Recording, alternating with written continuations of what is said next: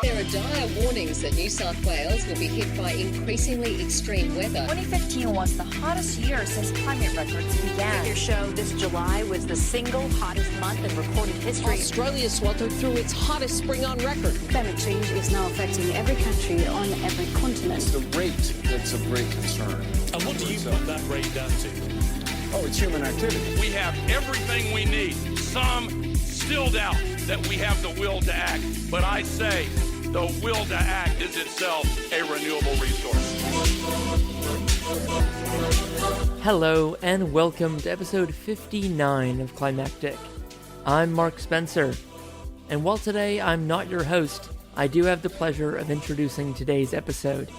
Hosted by collective member Bronwyn Gresham, this is an interview with Matt Wicking. Matt has been one of our most frequently requested guests. Matt is a musician, an environment and sustainability consultant, a facilitator, an MC. He's done a lot in this community, but he's also experienced downtimes, burnout, fatigue, and he's brave enough to open up about that with Bronwyn today. And this is easily one of my favorite episodes of the show, for insightfulness, relatability, and usefulness. You're going to find something in here that's relevant to you.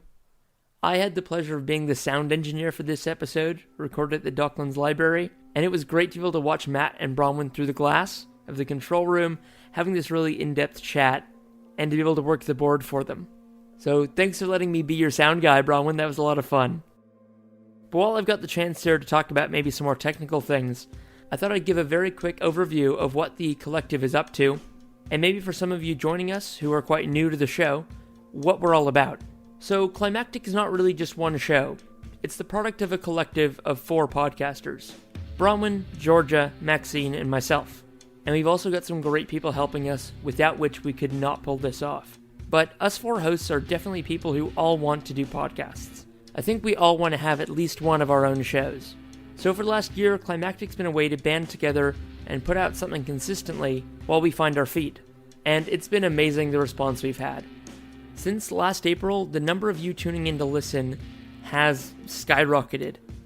We went from a couple thousand downloads a month to 17,000. And this month, May, we crossed 19,000. So thank you so much, all of you, for listening. And this is showing us that, yes, people out there do want to hear stories from the climate community. And it's been such an honor to bring them to you. But let's say you know of a great story, a local community group doing great work, an individual in your community who is so inspiring, or maybe there's something happening in your local area that's really positive, or we could learn a valuable lesson from, well then we would love you to help us share that story. Climactic is an open platform. We're happy to take recordings sent in from the community, from across Australia, the South Pacific, and the world, about what it means to be part of the climate community, and how we can all do our bit sustainably. And that's been our mission for the last year, to be an open platform to kind of experiment out here in the open, and things are starting to take shape. I don't think it's going to be too far in the future that we're announcing more shows. The Climactic will grow out of one feed into a network, and that means we're going to have space for more hosts, more contributors, more stories. We're going to need you. And it's so great to work with a local group to tell their story, but at the end of the day, that's only worth their time if people are listening. And so I've got a favor to ask. If you're enjoying Climactic, could you tell a friend about us? Or 2? Or even 3? That would be amazing. Our archive of episodes is already pretty big, and I'm pretty sure you're going to find something interesting in there for almost anyone you know. So if you could help us spread the word about what we're doing, we'd be so grateful. And subscribing to the show in your podcast app, or leaving a rating or review on Apple Podcasts, that's really helpful as well. So thanks for joining us, and for indulging me in this little update about what we're up to. And now on with the interview between Bronwyn and guest Matt Wicking. Well, hello, Climactic friends, and welcome to this episode. My name is Bronwyn, and I'll be your host for today. It's a pretty cloudy, cool day outside, and we're sitting in the recording studio at Docklands Library in Melbourne. And I discovered today that it's actually the first wooden building of this size in over 100 years. So we're on this very precious land, and on behalf of our guests today and Climactic, I would like to acknowledge the traditional owners of this land, the people of the Kulin Nation, and the many vast lands that you may be listening on today and to pay our respects to their elders, past, present, and emerging. I am absolutely delighted to introduce to you our guest for today, artist, advocate, facilitator, storyteller, Matt Wicking. He's the founder of Cloudcatcher, an organisation that harnesses creativity and collaboration to help others engage in meaningful conversations, move through obstacles and get things done. Sounds pretty good. He's also the lead singer with the General Assembly. Now, I do believe in the importance of celebrating each other's accomplishments, and in the spirit of this, and perhaps the risk of embarrassing Matt just a little, I'd like to take this opportunity to share some of the things that Matt has accomplished as a human being. He has completed the Future Makers Fellowship at the Centre for Sustainability Leadership. In fact, he's mentored a few of our other Climactic hosts. He was a greenie in residence at Art House. He's been a communications advisor at the Bureau of Meteorology, facilitator of environmental education programs with Monash Sustainable Development Institute, and many, many years' experience as a professional sustainability consultant. What a life. Matt Wicking, welcome. It's such a pleasure to have you. Thanks, Bronwyn. It's a pleasure to be here. Now, I was wondering, firstly, if you could tell listeners what Cloudcatcher is and where the name came from, because it was a very inspiring name, and I was just really interested in the origins. Yeah, thank you. I like the name. I like coming up with names for things too. So Cloudcatcher is my professional practice, or one part of my professional practice, I suppose. And the name comes from something that I've realised over the last half a dozen years of freelance facilitation work that I think is a thing that I'm quite good at and that I think is really important in groups, and that is helping to weave together some of the stuff that sits in the air between people and share it back, reflect it back, help people to move through emotional difficulties, maybe take a whole lot of ideas that have been shared in a group and summarise them in a concise way back to that group to help them make sense of where they're at and how they might move forward. So it's a name that cloud catching is, about grasping something that's ungraspable, I suppose, at least for a moment, and using it to move forward. Yeah, and kind of invisible almost as well, and then through togetherness or coming together, it becomes visible. Yeah. So I like the idea that it's sort of a form of magic in a way. And facilitation is not magic; it's a craft, and it's something you learn and get better at as you grow and practice it. But there is another element to it, I think, that is part of a facilitator's personality and nature and natural sensitivity to others and to the world around them that helps you do it well or otherwise. Absolutely. And so for myself and the other people I work with as part of Cloudcatcher, it's kind of, for the last 5 years I've been working freelance on my own, and I decided that it was time to gather together with some of the people who I've really enjoyed collaborating with occasionally and formalise that a little bit. So it's not a business as such. I don't have employees, but I have partners who I draw in on projects, or who we sit down and chat about what would we like to do together, what's needed in the world, and how I might be able to do that together. So how have you found that shift then from solo practice into partnership? It's been good. It's been really good. So far so good. It's pretty new. So I started Cloudcatcher in 2019. Okay. It's a fresh thing. Yep. But in a way, it's not so fresh. It's just an extension or a solidifying of something that was sort of happening anyway. And so the people who I've tapped on the shoulder or had chats with and said, hey, would you be up for, being officially part of my gang, or this gang that we are, have all sort of said, yeah, great, let's see what we might do together. And it felt very natural. Great. Yeah. And we're going to talk a little bit, hopefully, today how creativity and being an artist has supported you and influenced your voice within climate change and the various elements that contribute towards climate change. But perhaps we'll dive deeply. Is that okay? Sure, yeah. Great. Go on. Well, look, a few weeks ago, I viewed your performance, Lost at Sea. And in this, you told a very mesmerising and compelling emotional story that speaks to the heart of some seriously perplexing human behaviour around denial and delay. And I feel like it's one of the questions that baffles the minds of many who are trying very hard to work through climate change. And it's something that I get asked a lot as a psychologist, which is, why aren't more people alarmed? Why aren't we responding at the urgency and the scale that is required? And so I was wondering if you could tell us a little bit about your journey to create Lost at Sea and how you kind of grapple that question. So Lost at Sea is a talk that I've been giving for the last 5 or 6 years. It's evolved over that time, but essentially it's a fictional story, and it's a fictional story that contains in it a whole lot of truths, I think. And I use poetry and story, metaphor and song as part of the fabric of it. And I developed it because, well, I could explain it in a bunch of different ways, but the reality is I got asked to speak at an arts event, at a Next Wave Festival event, and on environment, climate change. And I thought to myself, well, I can't get up and talk to this audience in the way that I might normally to a corporate audience or to a group of activists. There's going to be an expectation that maybe I be a bit creative and do something arty. I guess so, yeah. Because I was being asked as an artist, as a musician, to come and speak. I wasn't being asked as a sustainability consultant or specialist, which is the work that I was doing professionally at the time. And so it just challenged me a little bit, I think, and shifted me out of my usual ways of approaching this stuff. And it really got me asking that question of what might engage us better than stats and facts and graphs, because that approach of flooding people with good information about what's happening has only got us so far. It's got us to a pretty good awareness of what's happening, and we've got this rich, detailed kind of clarity about the mess we're in, which is useful to a point.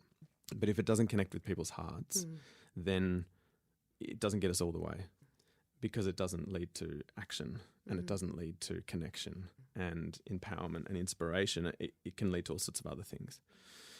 And so I was, I guess, inspired to try thinking in a different way. And so the story is about a ship that's out at sea and in trouble, and the captain's nowhere to be seen. And I am feeling a sense of alarm, and I go and try and find answers.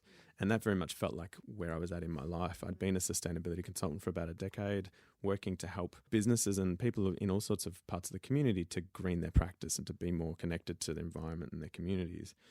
But I felt this I think in your profession in psychology, they call it cognitive dissonance, the absurd kind of meeting point of what you think makes sense with something that doesn't gel with it. And I was feeling that more and more strongly, and it really was starting to tear at me. And so I guess it made sense to think about a ship that was in trouble, but where the alarm wasn't sounding, even though I felt like it should be. And so that's the start of the story. And that's I guess, a journey that since then I've been continually going on, or continually progressing on, which is to try and understand better why we aren't acting when it seems so obvious. A question that often gets asked in these sorts of conversations and these sorts of interviews is, why are you passionate about climate change, or why are you interested in the environment? And the question that I'm much more interested in is, why aren't we all interested and engaged with this thing? Yeah. I know some people are, but why isn't? How have we become so disconnected? That to ask a question like, why is the health and well-being of the planet and our species of interest to you? Seems kind of crazy. Like, that's a dumb question. Why is shopping for the latest iPhone more interesting than one of my psychology colleagues from Psychology for a Safe Climate has called it the syndrome of independence from nature. SINS. Yeah, wow. Independence from nature. And the syndrome is there's a perception. Is that right? That we're feeling quite disconnected from and separate from, rather than the reality or the eco mind, which is the interconnection of all of us and the rich tapestry of life. Absolutely. That we are a part of. And there are, us in the sort of environmental space, in inverted commas, environmentalists will often point to others and say, oh, you're climate change deniers, or you politicians aren't taking the action that you should be taking. You're ignoring this thing that's happening. I think that that's understandable that we feel that way. But if we honestly put a mirror in front of ourselves and look back at ourselves and try and understand what are the stories that we're telling ourselves every day that are contributing to the world that we're creating. And the reality is that climate change deniers are such a small proportion of the population that if the massive wave of millions of people, the vast majority of the population that knew that climate change was happening, that cared and wanted to do something about it, did something about it, then the deniers would be washed away in that wave in a moment. They wouldn't matter, and they don't. Or maybe even washed in. Washed in, yeah, maybe. Yeah, exactly. And frankly, either way. Yeah. They can go which way they will. Yeah. We should care about them less, is what I think. Yeah. And it's our focus on others and on they should be doing this, and that it's sort of like we've become, and I guess I hinted this or suggest this in the story in Lost at Sea, that we've become spectators, at best commentators on what's happening to us in our lives around us. And there's another step, which is active participants in the beautiful richness of life. And I would like to see us move back towards that. Yep. And frankly, if we're saying deniers need to stop denying and they're ruining everything, then that is commentating. And you'd be much better to call up your mum or your neighbour or your friend and say, I really care about this thing. Let's do something together to help move in the positive direction. Or can I be a shoulder for you to lean on, cry on, because I know you're struggling with climate change grief or whatever it is. There's I don't use sporting analogies very often, but there's one that my dad used to say, which was like, play the ball, not the person. Yes. So keep your eye on the ball is another way of putting it, but it's really like don't focus on the game itself, on the structures and the systems and the rules and the things that we really want to change. Yes. And I think that when we were talking before we were in preparing for this interview, you were speaking about your particular journey into becoming interested in climate change and involved in as a sustainability consultant, and you're a bit self-critically, so it's not a very interesting journey.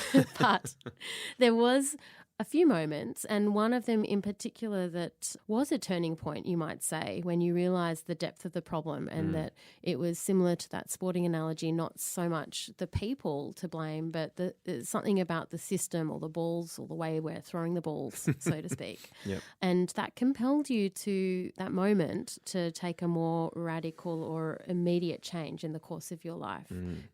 Could you maybe share that story a little bit for listeners? Yeah, that story, I don't think, until you asked about it and we started chatting the other day just in preparation for this conversation, I hadn't really thought about it in quite this way as a turning point, but I realise now that it was. And I was working at the time, some context that's useful perhaps, I was working at the time as a sustainability advisor inside a small not-for-profit super fund in Victoria, and I was helping to make that organisation more sustainable. And my work wasn't on the investment stuff, it was more on how the business worked, how we reported, to kind of be an example of an organisation that might function differently. And it was a beautiful job, and there was a really progressive CEO running the company, and I was really lucky to have that as my first professional experience in this space. But there was work being done on the investments and sustainability, and that was really important work as well. More so, you could say, because there's a lot of influence in the money we invest. Of course. But I remember it was at a certain point towards the end of my time there, and perhaps I didn't know it was towards the end of my time there, but it worked out that way. And I was watching a news report about the end of year sales. It was Boxing Day sales, I think. And there were masses of people flooding into department stores, sort of fighting each other for bargains. We've all seen that footage. Oh, it's horrible. Yeah, it's horrible. And it's a really, it just feels like, I think one of the myths we tell ourselves as humans is that we pretend we're not animals, and that we actually are, and that's a really beautiful thing, that we're part of the broader natural world. But when you can really I see the herd getting into that shopping centre. Yeah, you can really see us as kind of herd animals and fighting for things with each other when you see that footage. And it's a sign, I suppose, of consumerism gone mad. And but the most interesting bit for me was that when I saw those people fighting over those, things that they perceived to be bargains, and just the waste of everything that it entailed of time and energy and emotion and goods and, nature's resources. I don't like to use that word, but, all of that stuff. When the reporter who was reporting on the story said basically afterwards that the Boxing Day sales had been a bumper year, and that was a really good thing for the economy, and that was going to mean more jobs for people and more money in the coffers for the government to spend and so on, I felt again, I guess, that dissonance of like, how can that be a good thing? And if that is a good thing, which I know is a sign of us pulling out the rug from under ourselves Yeah. and destroying the Yeah. very thing that we depend on, this Yeah. beautiful globe ecosystem, then there's something wrong with the equation. Yeah. Yeah. It's almost like you were sensing your inner disgust for the behaviour, yet you were being told externally, this is the way we want things to be. And then, accessing that very kind of core knowing that Yes. actually, no, this doesn't sit well with me. Yeah, that's right. It didn't feel right. And I knew at the same time that working for a super fund, that the way those organisations work is that if you give a super fund your retirement savings, then they invest it in businesses. They want it to grow over time, so it becomes your retirement nest egg, and that's a larger amount of money in the future. That growth idea is really, really, really problematic on a finite planet. Yeah. And, there's that saying that you can't have infinite growth on a finite planet. And I guess I saw how these Boxing Day sales and the frenzy over that stuff and that sort of full-on consumerism was actually part of this growth economy working well, which was part of people having retirement savings, which again didn't work. And so it got me, I guess, to see or to have a glimpse at the system. And the system isn't something, systems aren't things that we can always see. We're often just in the day-to-day play. But you get opportunities to get a glimpse of systems, I think. And this was one chance where I could see, this thing's much more bigger and more wound in together than I'd realised. Yep. Environmental issues aren't environmental issues at all. They are social issues, economic issues, issues of power. That, I think, idea has been inspiring me and threading through my work since then. And as someone who is trying to stay awake to all of this dissonance, because it's very activating emotionally, it does generate such intense, from rage to disgust to indifference, that there's so much to contend with emotionally. We were speaking a little bit about how, in terms of being able to stay connected with the systems, kind of the disease of the system, so to speak, that every now and then it can begin to wear us down. And I was wondering if you'd be willing to share a little bit about your own personal journey with fatigue and burnout, and I guess how you began to notice that something was that you were struggling as an individual, and a little bit about how you found your way through that. Yeah, cool. I'm still finding my way through it, but I'm happy to share for sure. You mentioned the line you said before was really nice, I thought, which was the being awake to the dissonance. And I think that is something that I've tried really hard to do. And it's something that my music expresses quite particularly, that music is a beautiful space where you can hold competing ideas together and feelings. And so being awake to that dissonance has been a part of my professional work in supporting others as a facilitator with the Centre for Sustainability Leadership, as a songwriter and singer in that band, and also someone who is passionate about getting past the bullshit and the noise and getting to the signal and to the clear truth of things as best as maybe we can. Yeah. So 2 years ago, I was diagnosed with chronic fatigue, ME. And actually yesterday was Millions Missing Day, which is ME Awareness Day, which is interesting timing. I just realised that now in chatting to you. ME is myalgic encephalomyelitis is a really common issue, and there's a lot of people who suffer with it. One of the problems is that it's really underfunded and not well understood, partly because when people get it, they're wiped out. They don't have energy. They're often bedbound and can't work and be in the public sphere. So they can't be seen. Yeah. So the protests that happen around that, about getting visibility and hopefully getting funding and action to find ways to deal with this disorder, this illness. It's such an interesting observation, isn't it? Because often when there's some kind of underfunding of some chronic illness or struggle, cancer, etc., that it's usually led by those experiencing it, that there's kind of that drive and that momentum for advocacy. That's part of the problem, isn't it? Yeah, that's right. That the person experiencing it is wiped out. Yeah, that's right. The people who experience it worst for sure. And I've been lucky. Mine was diagnosed very early by my doctor, which is great. And so I've been doing all the things I can to get better. Yeah. It's not entirely understood, but there's a growing body of knowledge about how to work through it.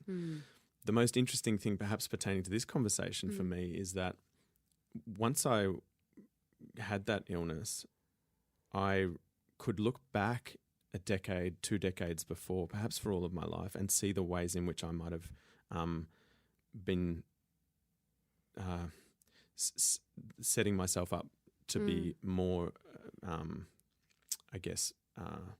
possible to get something like that. More vulnerable. More vulnerable, maybe. Yep. Yeah, perhaps that's right. It's a hard thing to talk about. I paused then and struggled for the word because people with chronic fatigue, with ME, have been struggling for a very long time against a public sort of impression that it's just laziness or that it's in your mind and it's a psychological disorder and it doesn't have a real biological or there's something aspect. That you've done to bring it That's on. right. You brought it onto yourself. You haven't looked after yourself That's well right. enough. You haven't tried hard enough. Exactly. Yeah, all of that. The myths. There's a lot of stigma attached to it compared to other. There is. So I'm treading a really fine line right now about, and all I can really talk about is myself, my experience, and my understanding of this thing through how I'm experiencing it. But I know for others, they would talk about it differently. Yeah. But I can see that, there were times I struggled with depression and anxiety over the years. There are my ways of processing environmental, ecological grief, I think have contributed to me setting myself up in a way to not be able to feel my emotions as deeply and richly as I would like to and as is healthy. And when you bottle up and block and don't allow your emotions to live, your system starts to run into trouble. Not a healthy way to be. And I know that for me, that's part of what's got me here. Is that partly because there's so much to do? There's so many various avenues of engagement that the emotional processing or expression just gets kind of on a daily basis or a moment-to-moment basis, kind of we have to push it aside a little in order to keep contributing. I suppose so. We all do that to a certain extent, don't we? Yeah. I think another part of it, though, is that the emotions that I was feeling haven't felt for a long time to be valid or legitimate because, as we talked about before, there's this alarming thing going on, but there's no alarm sounding. Yeah. And so if I react like there's an alarming thing going on, then everyone else is like, well, what's going on? Yeah. You can only talk in so heightened a way about the environmental crisis before you start to sound shrill and like you're ranting and have lost the plot. Feeling and expressing the real actual emotion of what it feels like to be a human alive at this time feels like it's not really enabled by a society. It's not kind of what we might say externally validated. And I can attest to that myself. I've got a lot of friends who are on board with climate change, but there is always at the back of your mind, am I going to be seen as making a big deal out of this or overly sensitive or, there's that critiquing that goes on that's not my own. That's, the society that's kind of contributed to that story and that kind of comes back to the stories that we tell each other and permission to speak to intense emotion. Yeah, and you bring it up at a dinner party and it kills the mood. Of course it ruins it does. The event. Or it creates a debate. Yeah. Or creates, tension heated and conflict and that's right. Yeah. And we don't all, some of us avoid that conflict and it's quite common. Yeah. So all of that, carrying that can be really challenging. And I know there are groups like you work with, like Psychology for a Safe Climate, who work around that space and are starting to realise that this is a real problem. And I don't know if I would have got chronic fatigue if it wasn't for the spaces I've been working in and the things that I'm focusing on. Yeah. I'm really glad that I'm focusing on those things. When I first got diagnosed, a fatigue specialist I went and saw said to me, Matt, I think given where you're at, given your early diagnosis and so on, and that there aren't other factors around this for you, like, unhealthy gut challenges, which can often be common and things that are hard to solve. He said, I think you'll probably make a complete recovery. So that was good news. He said, I think in a couple of years, or when you do, he said, I think you'll possibly even look back and be glad this happened. And he said, it might be too soon for me to say that. And I said, yeah, mate, it's too soon right now, but I'll hold that.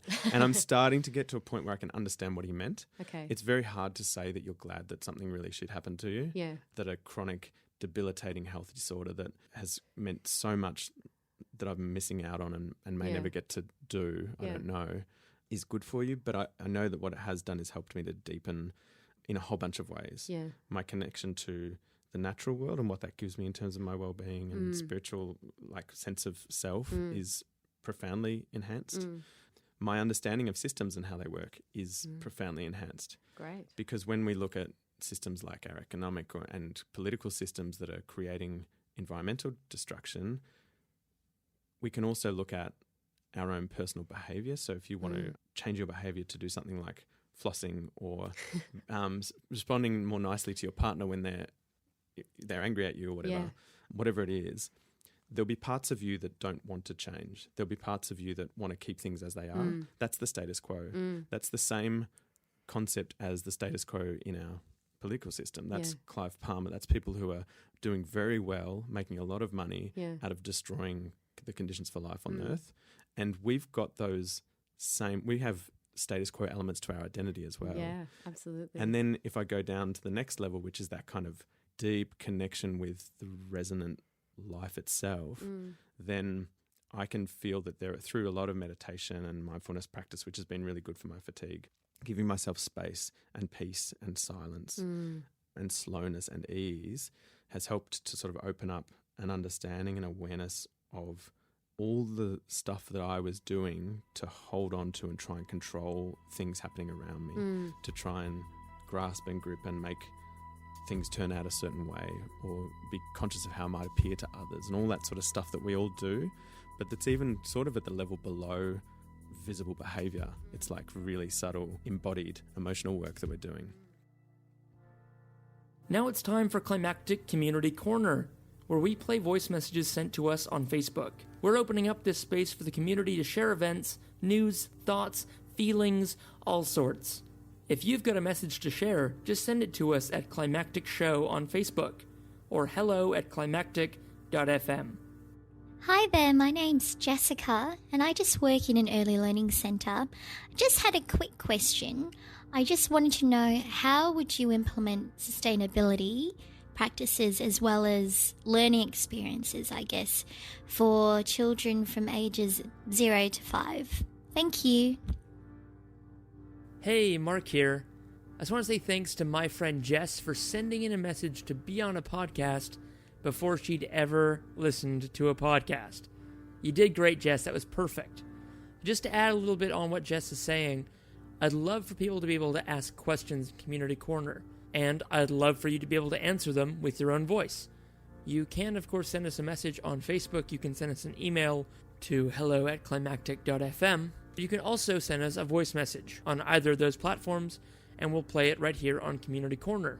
So does anyone out there have any ideas or experiences they can share with Jess about how to add sustainability thinking to a kindergarten or preschool? Are there activities you can think of for the kids, appropriate for ages 0 to 5? I'd love to hear your thoughts, and I'm sure out there in the community there's a bunch of collective wisdom. And I'd love for you to be able to share that with Jess and with everyone else. And if you've got a question, please feel free to send it in. Thank you.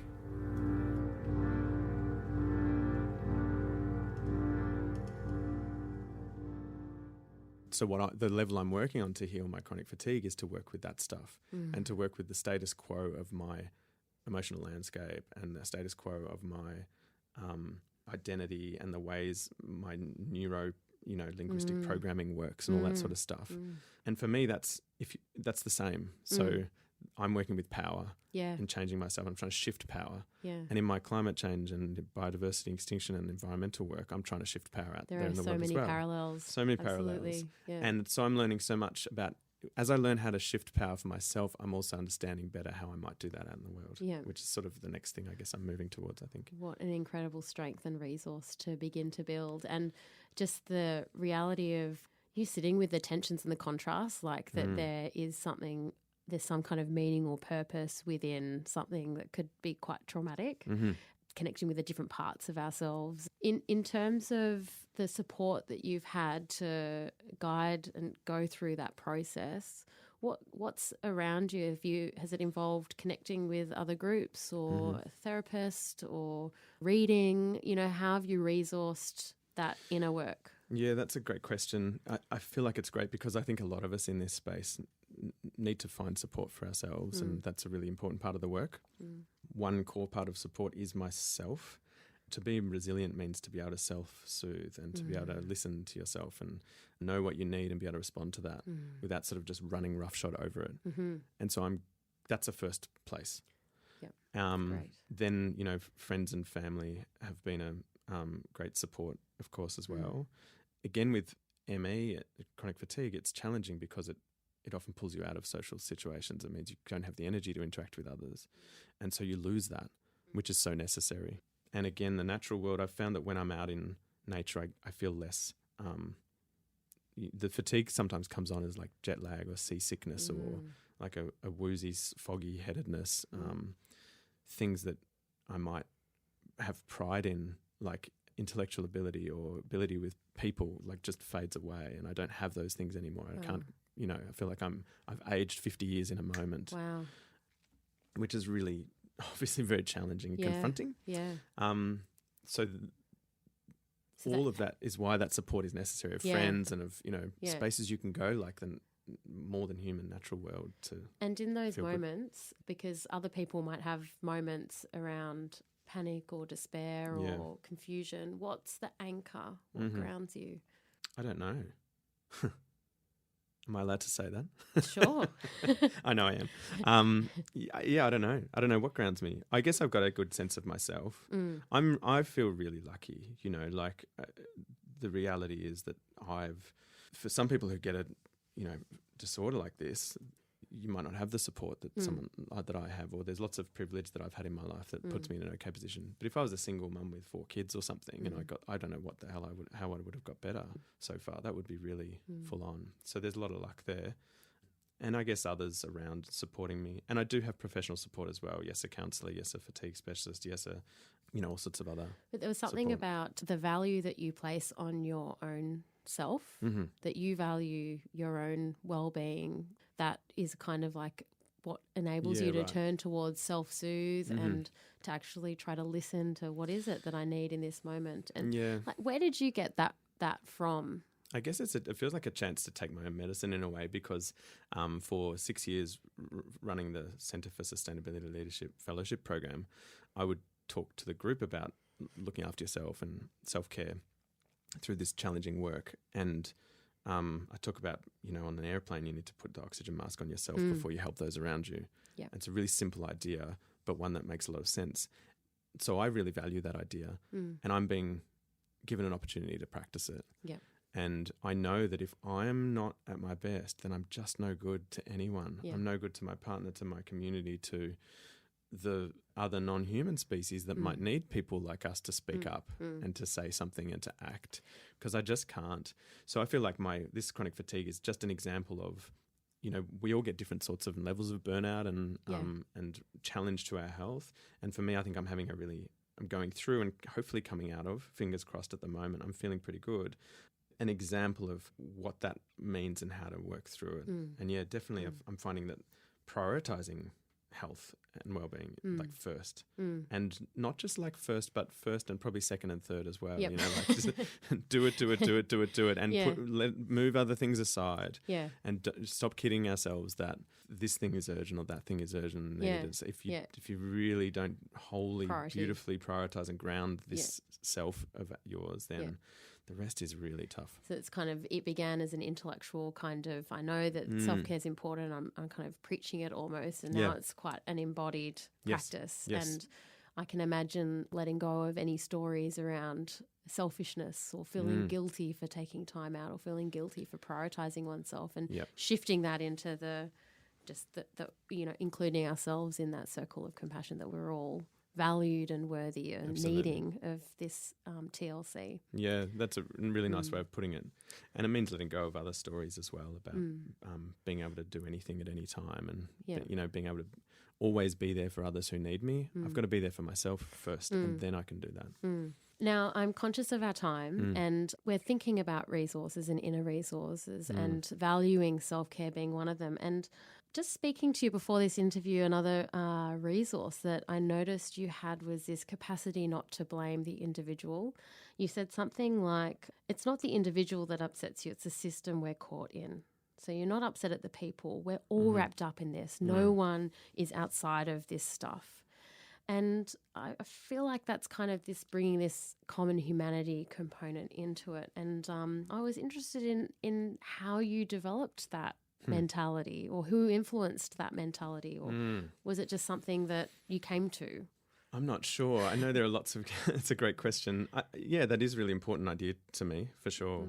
And I think it's undeniable, actually, that it's partly by, I guess, a bit of that reflective work of saying, what role do I have in this? And can I really see myself as blameless and other people as the evil people in this play?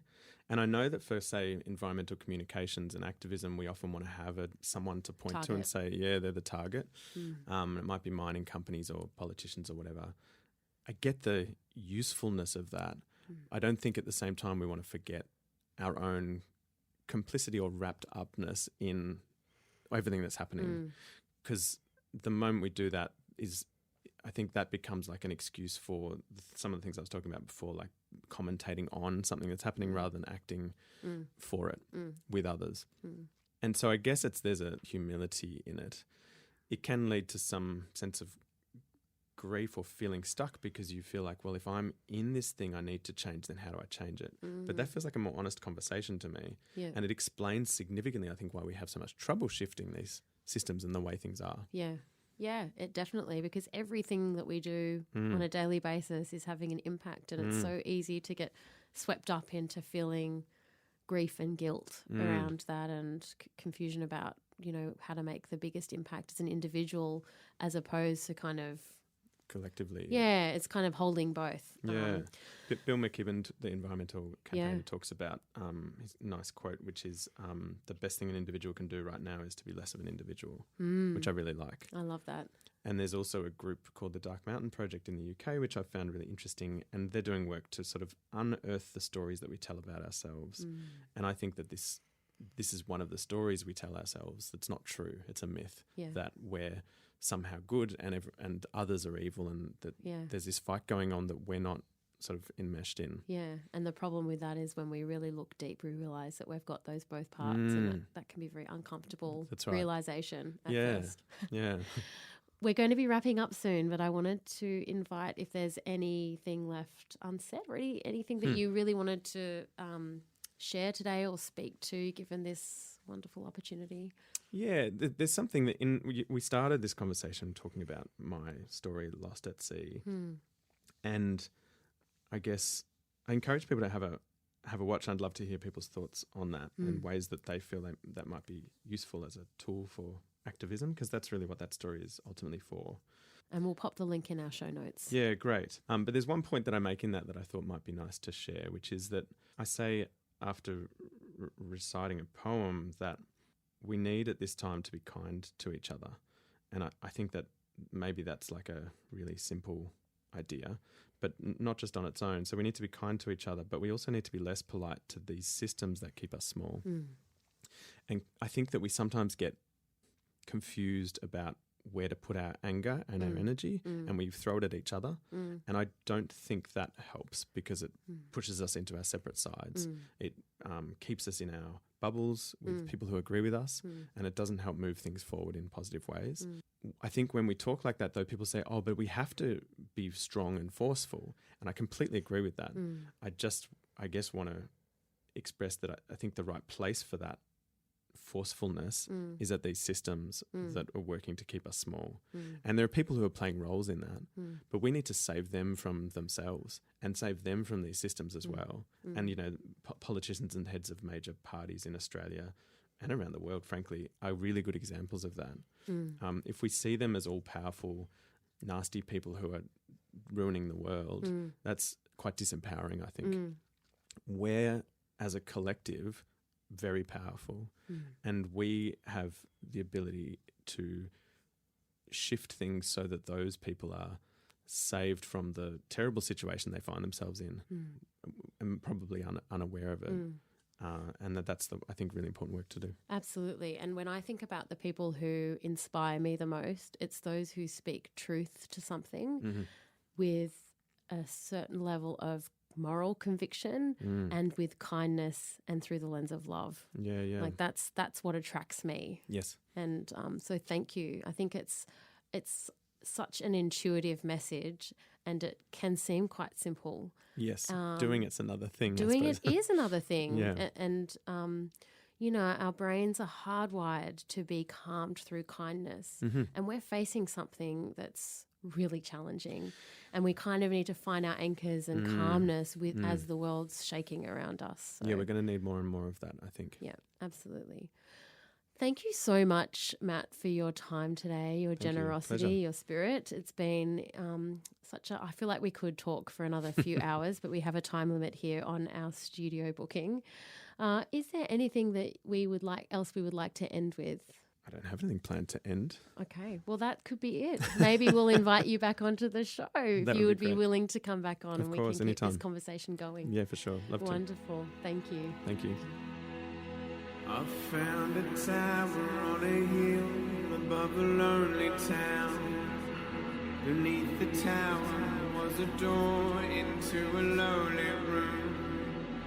Inside the room there was a beacon sending signals to the night.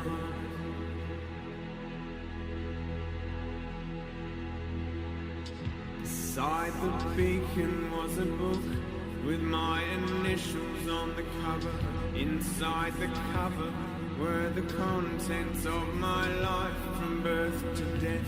And as I opened it and read, a sea of voices filled the room.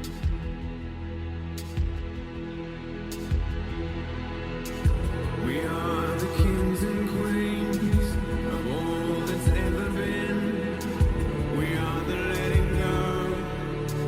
We are the drifting dream. We are the coming of a comet you've been waiting for years. We are the mapping of your misery, a cup to catch your tears.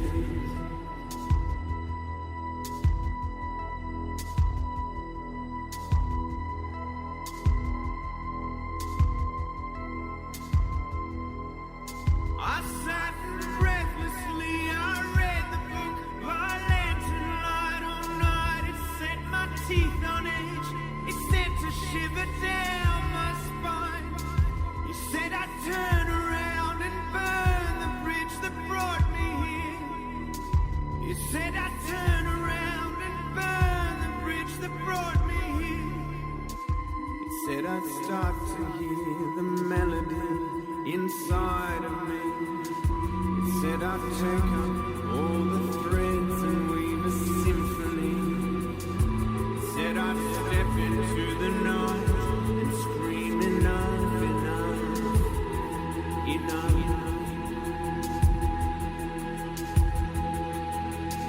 We are the kings and queens of all that's ever been. We are the letting go.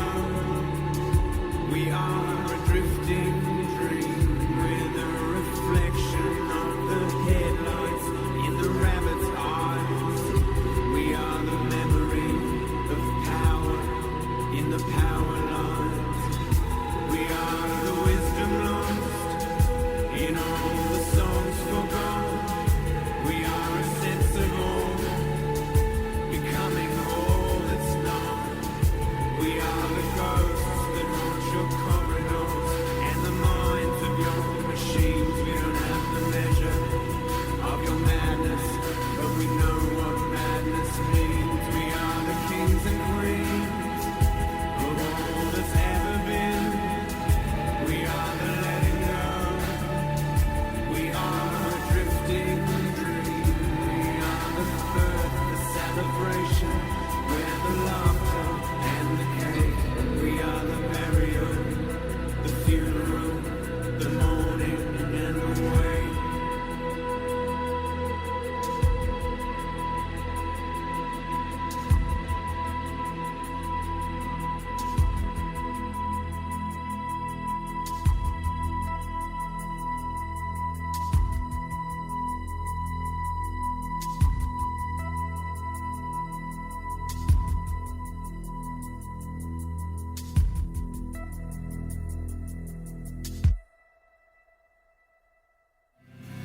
This has been a production of Climactic, a podcast collective helping local communities tell their extraordinary stories.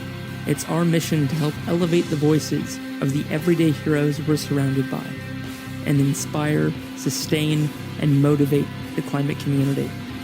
We love working with local environmental groups individuals, nonprofits, and social enterprises. So if you've got a story to tell, please just get in touch. The Climactic Collective is Mark Spencer, Rich Bowden, Maxine Baisley, Georgia Scheel, and Bronwyn Gresham. Our producer is Hazel Fidikaro. Our digital design is by Rose Fidikaro. Our climactic theme is produced by Greg Grossi, and our logo designed by Abigail Hawkins. We're also pleased to feature the music of the General Assembly. Thank you for listening to Climactic, the podcast for our climactic times.